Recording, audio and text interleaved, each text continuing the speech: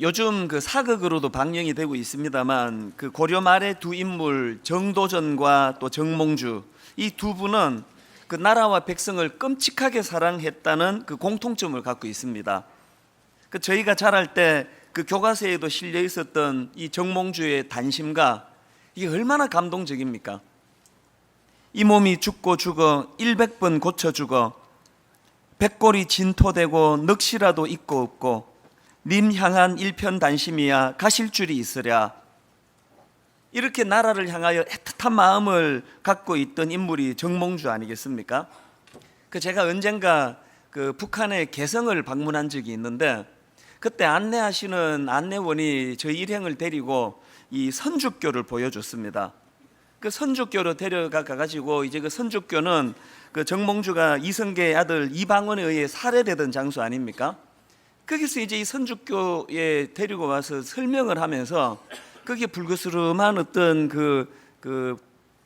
한 곳을 가리키면서 이게 바로 그때 정몽주가 흘렸던 핏자국입니다. 그런데 속으로 야, 이 사람 뻥이 세구나, 이제 그런 생각을 했던 기억이 있는데요. 이처럼 이제 이 정몽주라는 인물의 충절 때문에 선주교에 뿌려진 피가 영원히 지워지지 않는다, 이런 전설을 만들 만큼 많은 후대의 사람들이 존경하는 그런 인물이 정몽주입니다. 이 정도전이라는 인물도 마찬가지 아닙니까? 지난번에 말씀드렸듯이 이 전라도 나주로 유배를 가가지고 그곳에 가서 보니까 백성들의 삶이 도탄에 빠지고 피폐해져 있는 백성들의 신음소리를 들으며 막 분노와 울분을 느끼면서 이분이 위민정신, 글자 그대로 오직 백성을 위하는 마음으로 정치를 해야 되겠다는 좋은 정신을 가졌던 분이 정도전이라는 인물 아닙니까? 그래서 이제 이 두 분이 공통적으로 갖고 있던 나라 사랑, 또 백성들을 위하는 마음, 이런 공통점이 이 두 분에게 이 개혁 정신을 넣어줘 가지고요, 이제 이 부패한 고려를 개혁해야 된다, 이런 부패한 나라로는 더 이상 안 된다, 이런 생각을 두 분 다 공통적으로 가졌습니다. 심지어는 진정한 개혁을 위해서는 왕을 폐할 수도 있다, 그 당시로서는 상상할 수 없는 이 급진적인 생각까지 했던 분들이 이 두 분의 공통점이에요. 여기까지가 공통점인데요.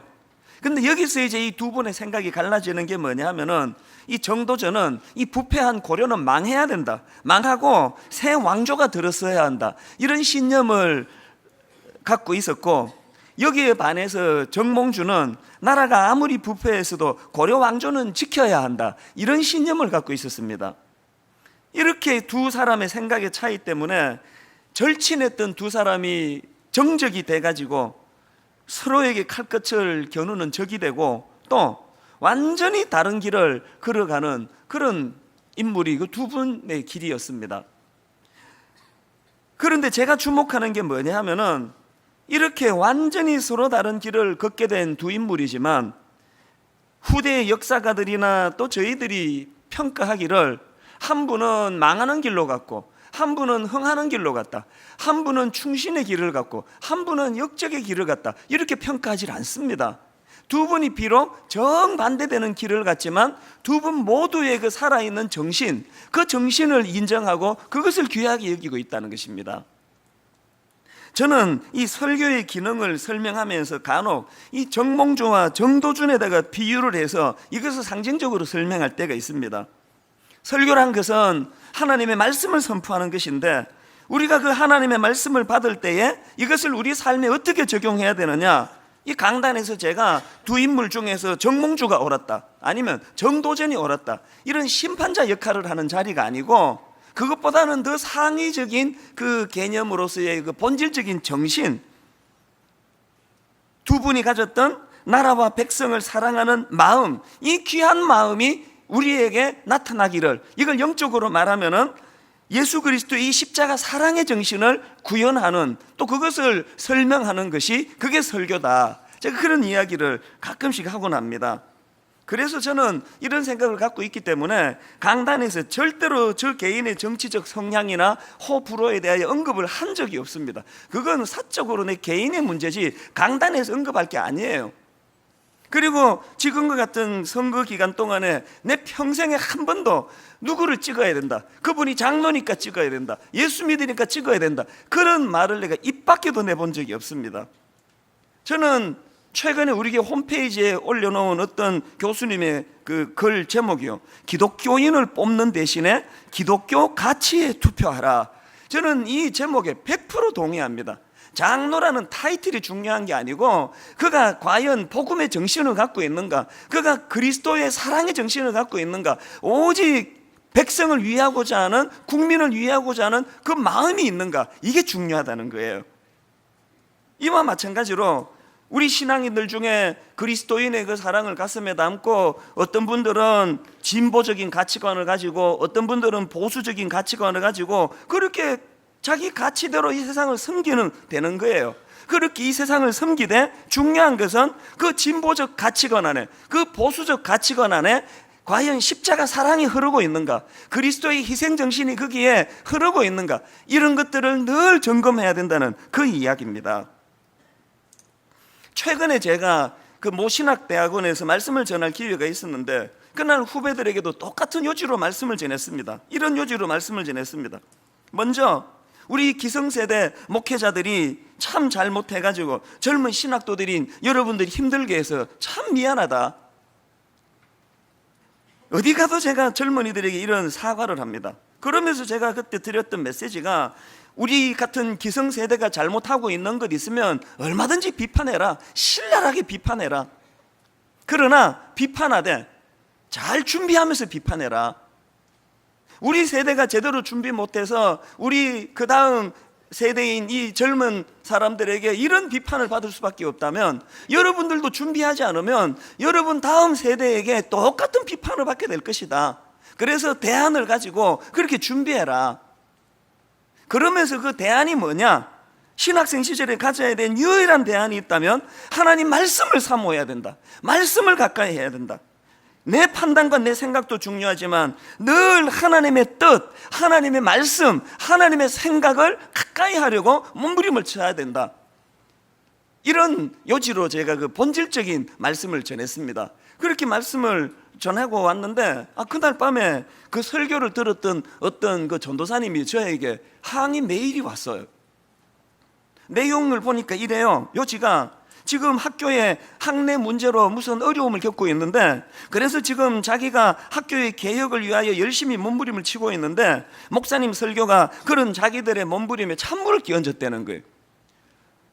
왜 그런 설교가 아니었는데 왜 이분은 설교를 그렇게 들었을까? 그게 제가 참 마음이 아프더라고요.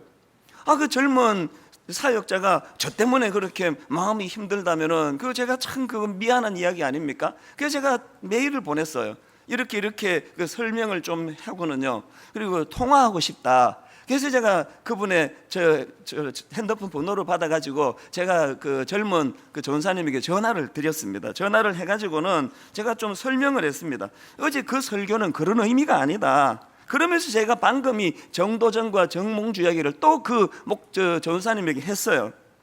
어제 내가 전한 설교 말씀은 학생들이 학내 문제에 개입하면 안 된다, 혹은 개입해야 된다, 이런 적용적인 걸 내가 설명한 게 아니고, 당신이 정몽주의 길을 가든 정도전의 길을 가든 그걸 갖고 내가 뭐라 그래서 되겠느냐. 당신이 어느 길로 가느냐에 대한 간섭이 아니고, 당신이 정몽주의 길로 가든 정도전의 길로 가든 중요한 것은 그 가는 그 길에서 늘 하나님의 뜻을 살피고 하나님의 말씀을 게을리해서는 안 된다는 그런 본질적인 내용의 설교였다. 그러니까 당신이 소신을 가지고 하는 그 일에 대하여 내가 뭐라고 잘못한 일이라고 그렇게 한 설교가 아니니까 걱정하지 마라, 상처받지 마라, 그렇게 마음을 내가 풀어줬어요. 그리고는 이제 이 젊은 전사님과 두런두런 이런저런 얘기를 나누는데요, 대화 중에 갑자기 이 젊은 전도사가 막 우는 거예요. 막 흐느껴 우는 거예요. 그 소리가 막 너무나 구슬프게 들리는데요, 왜 이분이 마음이 그렇게 격해졌냐 하니까요, 자기가 이제 그 예전 교회에서 그 교육 전도사로 섬기는데 그 교회 담임 목사님이 해서는 안 되는 그 나쁜 짓을 한 거예요. 그래서 이분이 뭐 결국은 그 담임 목사님이 쫓겨났지만 그 일이 딱 터지니까 장로님들이 또 당회에서 그렇게 그걸 비호하고 감추고, 그리고 막 교역자들에게 이거 쉬쉬하라 그러고 비밀로 하라, 침묵하라, 막 그런 말을 해가지고 교회가 이래도 되느냐고 상처를 너무 많이 받았다는 거예요. 그렇게 하고 또 신학교를 와서 보니까 신학대학원에서 이게 도대체 어떻게 신학교에서 이런 불의하고 불합리한 일을 그렇게 행할 수가 있느냐고, 자기는 이런 불의한 일에 침묵할 수가 없다고 막 우는 거예요.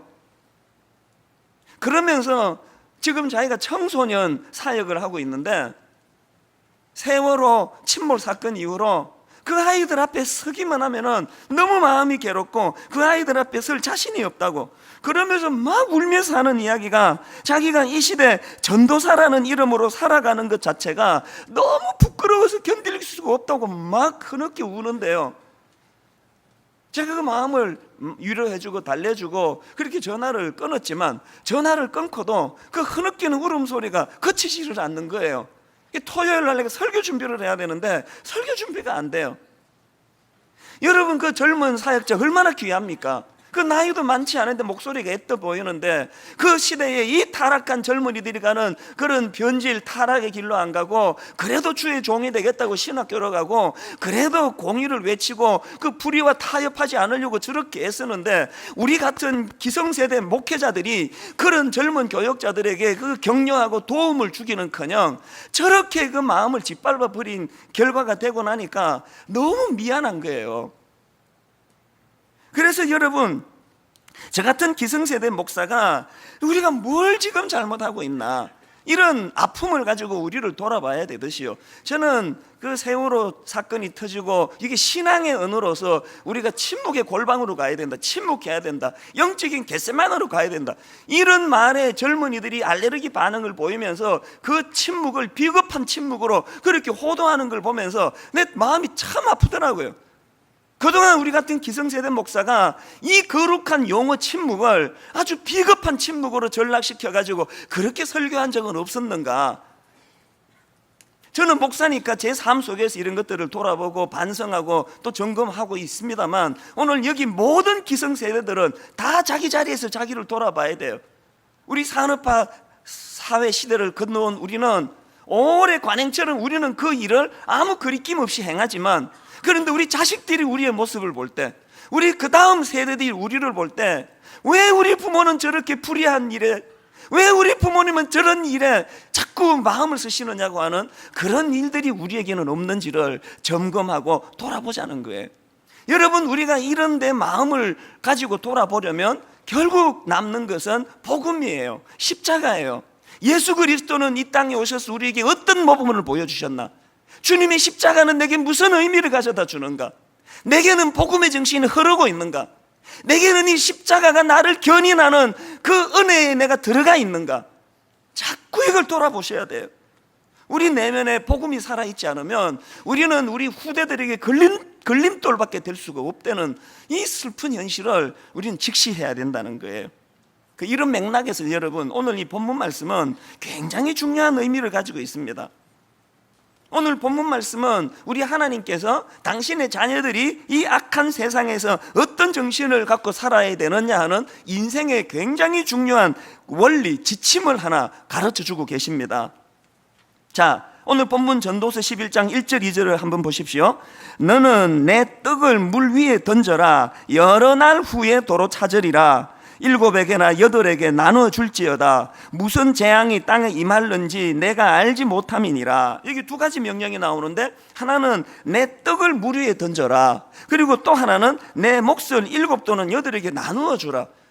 요 구절만 똑 따가지고 봐가지고는요, 이게 도대체 뭔 소린지는 모르겠어요. 그 떡을 물 위에 던지라는 게 이게 무슨 소리입니까?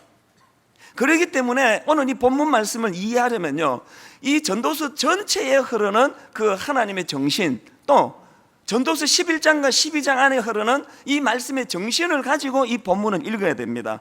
그렇기 때문에 제가 최근에 이 본문을 가지고 논문을 쓴 걸 한번 봤는데요, 한국성서대학교 구약학 교수입니다. 강규성 교수라는 분이 쓴 오늘 본문을 배경으로 한 논문을 보니까요, 논문 제목이 이렇습니다. 불확실한 미래와 확실한 죽음의 기로에 서서. 왜 제목을 이렇게 정했냐 하면요, 오늘 본문을 배경으로 하는 전도서 11장의 말씀의 요지는 인생의 불확실한 미래, 이것을 강조하고 있고요. 그 다음에 전도서 12장은요, 이 죽음의 불확실성에 대해서 강조하고 있는 말씀이에요. 그래서 이제 이 11장과 12장을 통으로 읽으면 그 논문의 제목과 같은 요약이 나오는 거예요. 인생이란 것은 불확실한 미래와 확실한 죽음의 기로에 서 있는 인생이다. 우리가 이것을 전제로 해서 오늘 본문의 명령을 다시 읽어보면은 이 본문의 말씀은 이렇게 정리를 할 수가 있습니다.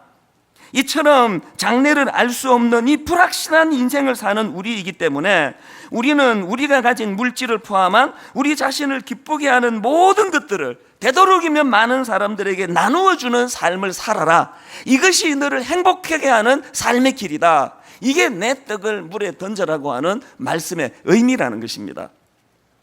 오늘 우리가 이렇게 넉넉한 살림살이 또 많은 걸 누리고 살면서 뭔가 불안하고 안달복달하는 것은 바로 이 정신을 구해내지 못해서 그렇다는 이야기예요. 그러면 우리는 왜 하나님의 이 가르침, 이 삶의 지침을 우리는 왜 잘 순종하지 못합니까? 딱 한마디로 말하면 이건 하나님 신뢰에 관한 문제예요. 한번 생각해 보세요. 네 소중히 여기는 그 무엇을 물 위에 던져라, 이런 말도 안 되는 명령을 누군가가 한다고 했을 때는 그 명령을 하는 사람이 내가 그렇게 순종했을 때는 반드시 보상해 주시는 신실한 분이라는 믿음이 없으면 아무도 그 순종 안 해요. 그 누가 합니까? 그렇기 때문에 이 본문 전도서 11장 1절 2절 말씀은요, 우리가 전도서 12장 14절 말씀을 병행해서 같이 읽으셔야 돼요. 하나님은 모든 행위와 모든 은밀한 일을 선악간에 심판하시느니라. 또 전도서 12장 1절, 너는 청년의 때에 너의 창조주를 기억하라. 이런 말씀과 같이 읽어야 돼요. 무슨 말입니까? 우리가 정말 내가 소중히 여기는 그 무엇을 우리 연약한 이웃을 위하여 과감하게 내어 던질 수 있는 이 행위는, 그것을 명하시는 하나님께서 은밀히 보시는 그분이 그 행위를 반드시 보시고 귀히 여기시고 그것을 보상해 주신다는 이 믿음이 없이는 그 일을 할 수가 없다는 거예요. 결국은 우리가 이런 삶을 잘 못 산다 하면은 우리에게 하나님을 신뢰하는 믿음이 없다, 이런 결론이 내려질 수밖에 없는 거 아니겠습니까? 최근에 어느 신학교 교수님이 바로 이 본문을 가지고 그 설교한 내용을 제가 글로서 읽어본 적이 있는데요, 아마도 그 신학생들에게 한 설교 같아요. 한번 들어보십시오. 우리 한신 신학은 참으로 자랑스러운 신학이었습니다. 칼 바르트를 말하고 에밀 브루너를 말하며 폴 틸리를 말하였을 때 우리는 우리 스스로가 대견스럽고 자랑스러웠습니다. 폰 라이트를 말하고 루돌프 불트만을 말하였을 때도 마찬가지였습니다.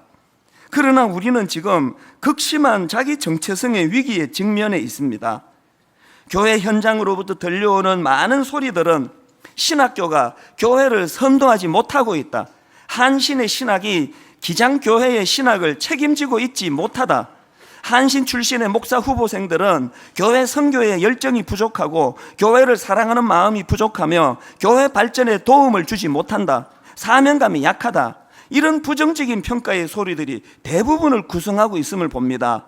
왜 그런 것일까요? 무엇이 우리를 그렇게 평가하게 만든 것일까요?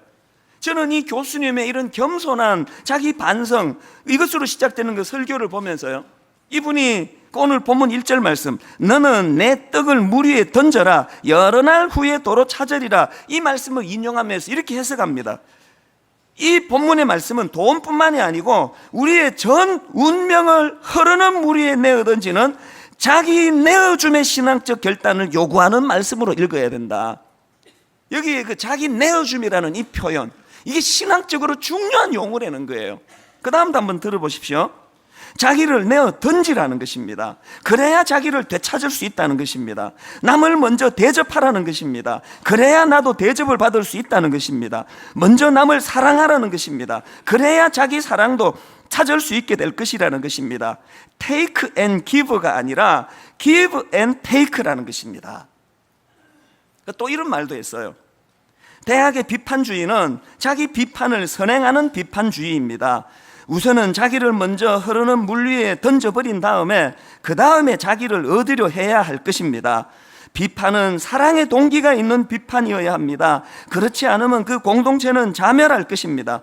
너는 내 식물을 물 위에 던져라. 그래야 비로소 그것을 도로 찾게 될 것이다. 그렇습니다. 흐르는 물 위에 과감히 자신을 내어 던진 후 여러 날 후에 더욱 새로워진 자기를 도로 찾는 그것이 기독교적 지혜요, 기독교적 삶의 방식입니다. 그 반대는 적그리스도적 삶입니다. 적어도 신학을 한다는 우리 신학도들만은 그래야 합니다. 저는 이 교수님의 그 설교문 읽으면서 도전을 받았어요. 오늘 이 땅의 개신교 안에 비판이 공허한 것은 전부가 자기는 그 자기 떡을 물 위에 던질 생각은 안 하고 남만 욕하고 비판하고만 있는 거 아니냐고요. 여러분, 우리 이 교수님의 자기 반성에 귀를 기울여야 해요. 거듭거듭 강조하지만 왜 우리 이 기성세대를 우리 젊은 세대가 그 존경하지 않느냐고요. 왜 우리 기성세대는 변질됐다고, 타락했다고, 비겁한 침묵하고 있다고, 왜 그런 평가를 우리가 들어야 되느냐고요. 모두가 아픈 마음을 가지고, 그래서 대안은 딱 하나예요. 뭐가 대안입니까? 오늘 본문이 대안이에요. 그리고 이 오늘 본문 대안을 친히 이 땅에 오셔서 삶으로 구현해 보여주신 예수 그리스도가 대안이에요. 그분이 자기가 아끼고 소중히 여기는 그 무엇을 물에다가 던져주신 그 정도가 아니고 당신의 목숨을 던져주셨어요. 당신의 소중한 인생 전부를 우리를 위하여 던져주셨어요. 우리가 그 정신을 회복하지 않고는 이제 이 땅에 우리 개신교의 희망은 인간적으로 말하면 없어 보입니다. 모두가 다 하나님 앞에 절망하면서 하나님, 이 전도서 11장 1절 2절 말씀에 순종하지 않은 우리의 모습을 정직하게 고백합니다. 지금부터라도 이 그리스도의 사랑의 정신, 그래서 여러분 그 빌립보서 2장 7절 8절 이 말씀을 잊어서는 안 됩니다. 오히려 자기를 비워 종의 형체를 가지사 사람들과 같이 되셨고 사람의 모양으로 나타나사 자기를 낮추시고 죽기까지 복종하셨으니 곧 십자가에 죽으심이라. 이렇게 주님께서는 우리를 위하여 자기를 내어 던져주시고 겸손히 낮은 곳으로 내려갔는데 그런 그를 성부 하나님께서는 어떻게 하십니까? 9절 이름으로 하나님이 그를 지극히 높여 모든 이름 위에 뛰어난 이름을 주사. 우리 모두가 먼저 하나님 앞에 자복을 하고 우리 모두가 먼저 이 말씀 전도서 11장 1절 말씀을 구현해서 내 소중히 아끼는 그 무엇을 우리 주변의 연약한 이웃들을 위하여 내어 던지려는 이 작은 실천 몸부림이 일어나고, 그렇게 우리가 스스로를 비하하여 내려가고 또 내려갈 때 하나님이 우리를 올려주셔야 되는 거지. 우리가 그렇게 교만해서 머리 꼭대기까지 올라가 있는데 그게 무슨 믿음이 작동이 되겠냐는 이야기예요. 여러분, 우리가 주님처럼 우리 몸 전체를 불살라 그렇게 던지지는 못한다 할지라도 아주 작은 무엇이라도 하나님, 내가 이거 한번 실천해 보겠습니다. 불안한데요, 이거 나만 손해보는 것 같은데요, 내가 주님을 신뢰하고 믿음으로 이걸 한번 내가 해보겠습니다. 하나님, 내게 어떤 마음의 샬롬, 이 평강을 주시는지, 하나님 내가 어떤 인도를 해주시는지 한번 맛보기를 원합니다. 이제 저 교육관 공사가 다 거의 끝나가기 때문에요. 이제 저 공사가 끝나면 이제 올 11월, 12월 올 연말서부터는 이제 우리가 지금 뭘 하나를 준비하고 있습니다. 정축된 두 개 층 중에 하나는 전에도 말씀드렸지만 성남시하고 연대를 해가지고 이제 그 중증 장애인 주간 보호센터, 또 우리 교회 장애인 부서에게 공간을 할애할 예정이고, 또 한 층에다가는 이게 참 이상한 실험을 또 이제 시작합니다. 듣지도 보지도 못한 그 인큐베이팅 교회, 이걸 저희가 시작하려고 그래요. 이거 한국말로 번역을 하면은 한 지붕 두 가족 교회예요. 이게 무슨 말인가 하면은요, 저희가 그동안에 그 두 개의 분리 개척을 동탄하고 의왕에다가 해봤는데요, 많이들 안 따라가세요. 동탄이 너무 멀다, 낯설다, 또 의왕이 좀 낯설어서 가기가 힘들다, 그래가지고 그럼 가까운데 할 정도가 아니고 우리 교회 안에 교회를 차리자는 거예요. 너무너무 익숙한 서영 교육관에다가 한 층에다가 개척교회를 할 거예요. 그래서 이제 지금 우리 부교역자 중에 한 사람이 그 일을 하도록 그렇게 이제 준비를 하고 있습니다. 제가 참 감사한 것은요, 우리 교회가 기존 성도 등록을 안 받는 이런 그 해괴망측한 짓을 하고 있잖아요. 이게 결코 정상이 아니에요. 그러나 한국 교회 전체를 놓고 볼 때 너무나 한 교회만으로 몰려드는 것이 옳지 않기 때문에 이런 비정상적인 일을 하고 있는데요, 너무너무 감사하게도 지금 등록을 못하는 많은 분들이 12월을 기다린대요. 저 인큐베이팅 교회가 이제 시작이 되면 내가 거기로 가서 교회를 섬겨야 되겠다. 왜 이런 이상한 일을 저희가 합니까? 이게 뭐 무슨 일이 날지 저도 모르겠어요. 한 지붕 두 가족 교회 해가지고 이 아브라함의 목자들하고 또 롯의 목자들하고 막 싸우고 분쟁이 일어나고 뭐 이런 일이 일어날지 뭐 어쩔지 잘 모르겠어요. 그러나 시도라도 해보자는 거예요. 왜 우리가 1만 성도 파송 운동이라는 이런 이상한 그 듣지도 보지도 못한 이런 운동을 왜 합니까? 우리의 이런 모든 운동들은요, 바로 오늘 이 본문 말씀을 한번 신용이라도 내보자, 오늘 이 본문 말씀을 한번 구현하려고 애써보자. 우리 교회가 정말 하나님 앞에 작은 거라도 그 하나님께서 원하시는 이 떡을 물 속에 집어던지는 일을 순종할 때 우리도 살고 한국 교회도 사는 이런 일이 일어날 것을 우리가 믿음을 가지고 바라보자. 그 몸부림이에요. 제가 감동을 받는 것은요, 뭐 교회가 썩었다, 성도들이 다 예수쟁이들이 다 썩었다, 그런 이야기 100번 해도요, 적어도 제 눈으로 보기에 아직도 이름 없는 수많은 성도님들이 이 주님의 말씀에 자기 떡을 물 위에 던지는 사랑을 실천하는 분이 너무너무 많습니다. 최근에 연로하신 어느 권사님이 저를 좀 보자는 거예요. 그래서 권사님이 찾아오셔가지고는 봉투 하나를 이속 내미시더라고요. 그러면서 목사님, 이걸 좀 좋은데 좀 써주세요. 그래서 제가 뭐 어떤 데 쓰시기를 원하십니까? 이런저런 대화를 나누고 이제 그 권사님이 가시고 나서 그 얇은 봉투를 이렇게 열어봤더니 거기에 1억 원짜리 수표가 거기 들어있는 거예요. 여러분이 연로하신 권사님은 그 노후를 대책을 안 해도 되시는 겁니까? 왜 이런 큰 돈을 그 물 위에 집어 던지십니까? 그러고 있는데 바로 며칠 뒤에 또 다른 어떤 권사님이 또 좀 보자는 거예요. 그 권사님이 오셨어요. 요새는 이상하게 권사님들이 저를 찾아오면 또 봉투를 갖고 오세요. 그 이분도 또 봉투를 갖고 오셨더라고요.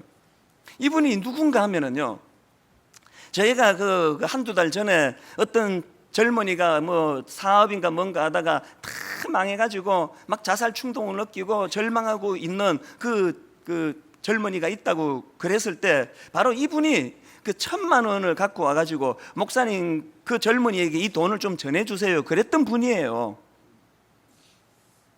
이번에는요, 그 딸 둘을 데리고 오셨더라고요. 그리고 봉투 3개를 내미는데 각각 그 딸들의 이름하고 본인의 이름이에요. 열어보니까 각각 500만 원씩 들어있습니다. 제가 알기로 이분이 그 남편 장로님이 돌아가시고 이제 뭐 큰 수입원이 없는, 그래서 경제적으로 넉넉하신 분이 아니에요.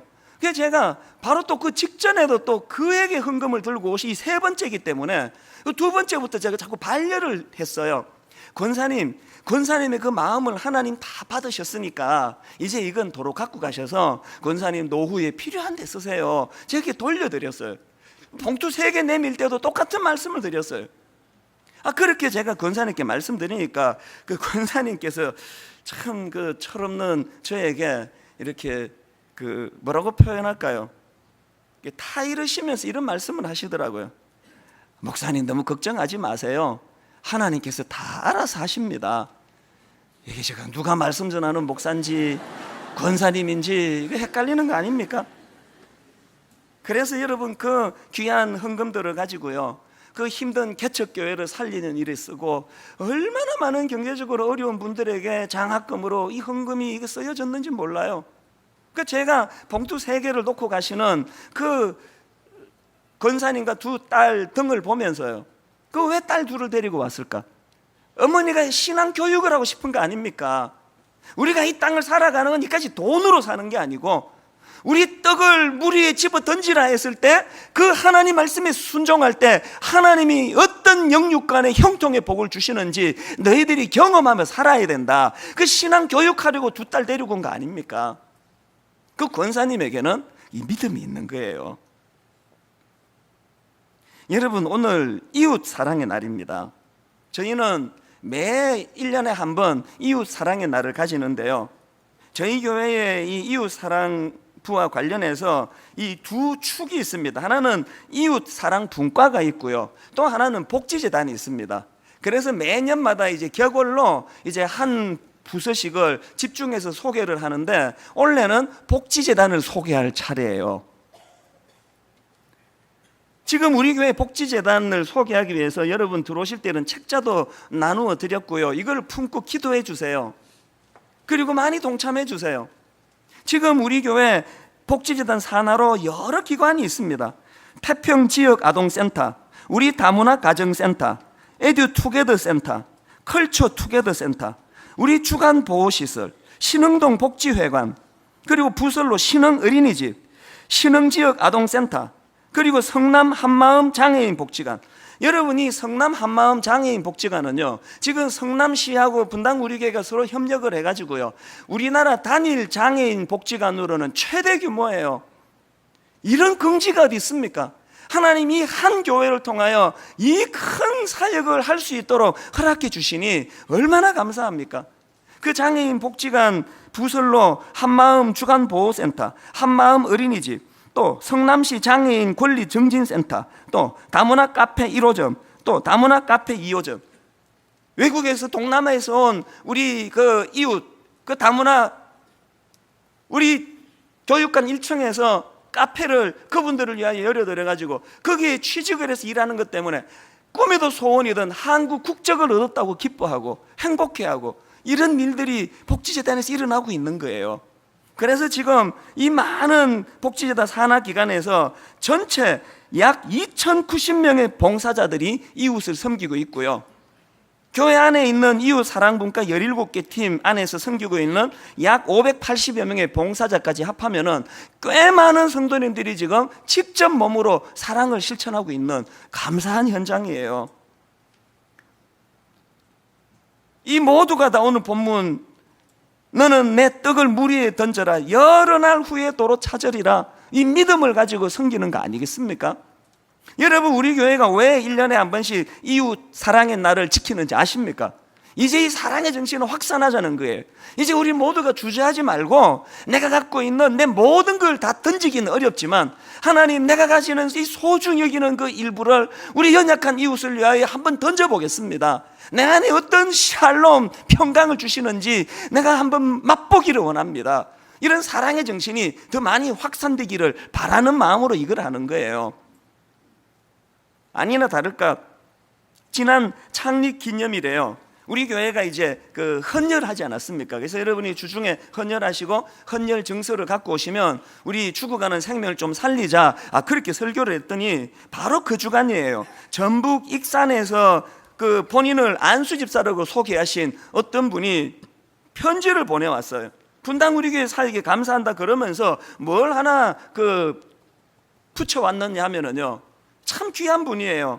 본인이 2005년도부터 2013년도까지 했던 헌혈, 그 헌혈 정서 무려 35매, 이거를 저희에게 보내줬어요.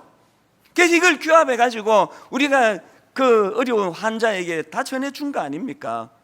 깜빡 잊고 헌혈 못 하신 분들은 이번 주간에 또 하세요. 기회 있습니다. 그런가 하면은 지난 창립 기념일에 우리 미자리 교회를 위해 한번 헌금하자 그랬더니 참 고맙게도 여러분들이 무려 3억 2천 가까운 헌금을 해주셨어요.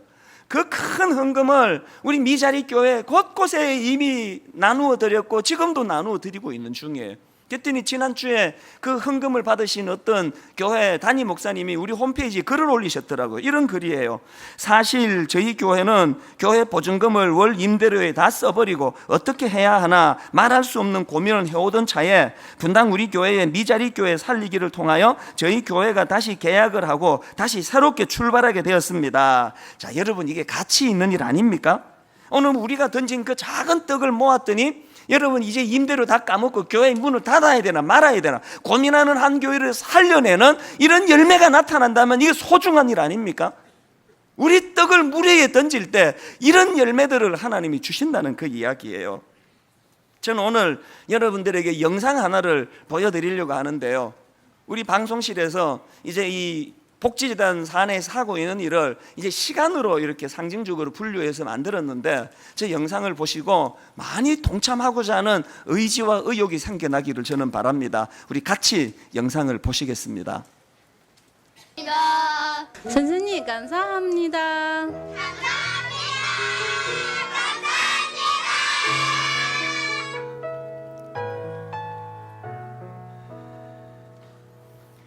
저는 저 동영상을 보면서 맨 마지막에 저 어린 아이들이 감사합니다, 감사합니다 그 소리치는데 이게 참 목이 메어요. 여러분, 저 어려운 환경에서 자라는 아이들의 입에서 이 세상을 향하여 감사합니다, 감사합니다 이 소리가 더 많이 울려지도록 우리 떡을 물에다 던지는 이 일을 행해야 하지 않겠습니까? 분당 우리 교회에 감사합니다 그러지 않아도 돼요. 아이들이 구김살 없이 자라도록, 그들이 조금도 불이익당하지 않고 자랄 수 있도록 하나님 우리 교회를 사용하여 주시옵소서. 오늘 이 말씀을 기억하시면서 우리 찬양 같이 부르시면 좋겠습니다. 내 마음에 주를 향한 사랑이, 나의 말엔 주가 주신 진리로, 나의 눈에 주의 눈물 채워주소서. 먼저 내가 나 같은 것 위하여 온 몸을 물 위에 던져주신 주님의 십자가 사랑이 감격의 회복이 되고, 주님 나도 그렇게 작은 실천 행하기 원합니다. 우리 말씀을 생각하시면서 이렇게 찬양합니다. 내 마음에 주를 향한 사랑이, 내 마음에 주를 향한 사랑이, 나의 말엔 주가 주신 진리로, 주가 주신 진리로, 나의 눈에 주의 눈물 채워주소서. 주의 눈물 채워주소서. 여러분, 이렇게 고백하실 수 있겠습니까? 내 입술에 찬양의 향기가, 찬양의 향기가, 두 손에는 주를 닮은 섬김이, 손에는 주를 닮은 섬김이, 나의 삶에 주의 흔적 남게 하소서. 하나님, 내가 진 떡을 물 위에 던지기를 원합니다. 은혜 주시옵소서. 하나님의 사랑이 영원히 함께하리. 하나님의 사랑이 십자가의 길을 걷는 자에게, 순교자의 삶을 사는 이에게,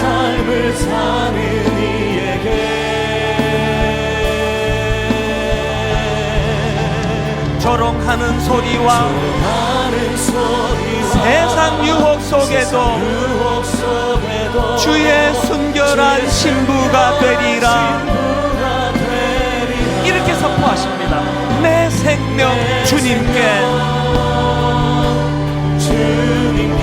드리리.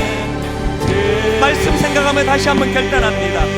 하나님의 사랑이 영원히 함께하리. 하나님의 사랑이 영원히 함께하리. 내 떡을 물 위에 던지며 십자가의 길을 걷는 자에게, 순교자의 삶을 사는 이에게, 주님 말씀 순종해서 우리 떡 물 위에 던지면 세상은 우리 조롱합니다. 조롱하는 소리와 세상 유혹 속에도 주의 순결한 신부가 되리라. 내 생명 주님께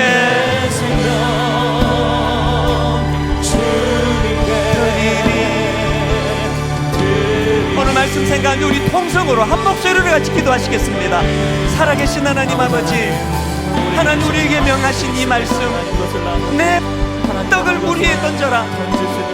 내가 소중히 여기는 그 무엇을 연약한 이웃을 위하여 헌신해라.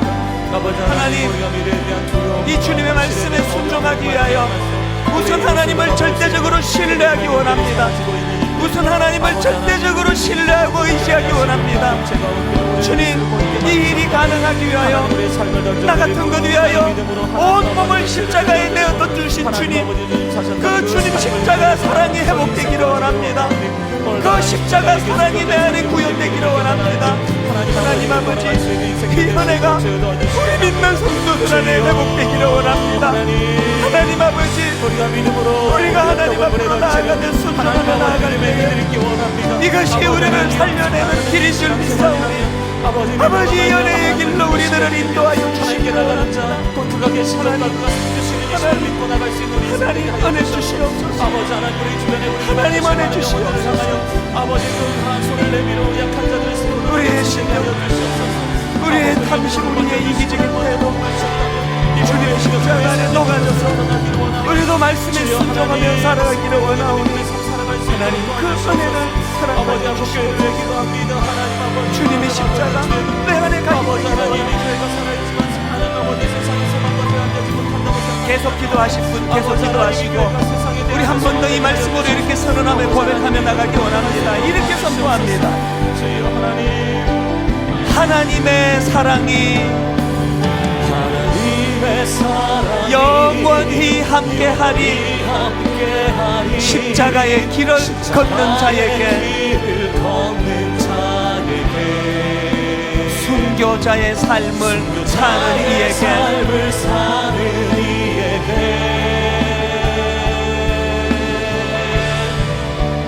조롱하는 소리와 세상 유혹 속에도 주의 순결한 신부가 되리라. 내 생명 주님께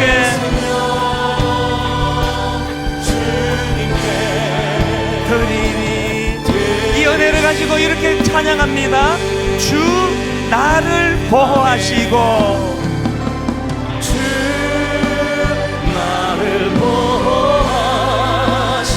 날 붙드시리. 나는 보배롭고 존귀한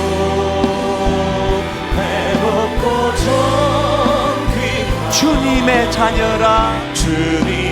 우리 모두를 주님 사랑으로 축복합니다. 주 너를 보호하시고 널 붙드시리. 여러분 이 사실을 아십니까? 너는 보배롭고 존귀한 주의 자녀라. 우리 다 자리에서 일어나셔서 십자가 그 사랑, 십자가 그 사랑 멀리 떠나서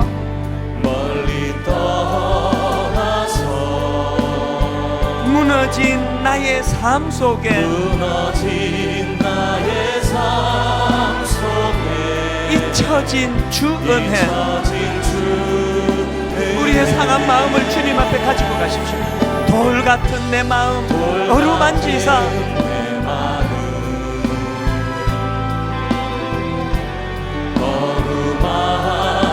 여러분 이것을 사모하셔야 됩니다. 다시 일으켜 세우신 주를 사랑합니다. 이 믿음의 소망을 가지고 이렇게 노래합니다. 주 나를 보호하시고 날 붙드시니 나는 보배롭고 존귀한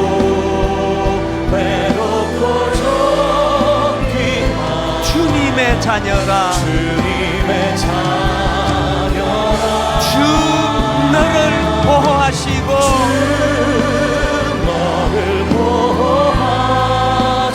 널 붙드시니. 여러분 이 사실을 기억하십시오. 너는 보배롭고 존귀한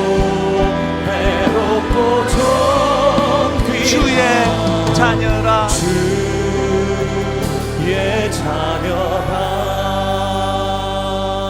같이 기도하시겠습니다. 너는 내 떡을 물 위에 던져라. 여러 날 후에 도로 찾으리라. 7에게나 8에게 나누어 줄지어다. 무슨 재앙이 땅에 임하는지 내가 알지 못함이니라.